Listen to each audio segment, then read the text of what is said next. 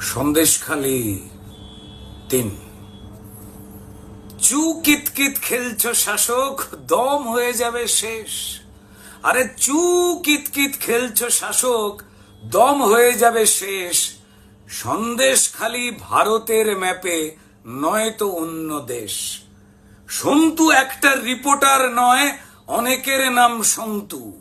সন্তু একটা রিপোর্টার নয়, অনেকের নাম সন্তু। সন্তুরা যেই সত্যি খুঁজবে, ঝাঁপিয়ে পড়বে জন্তু।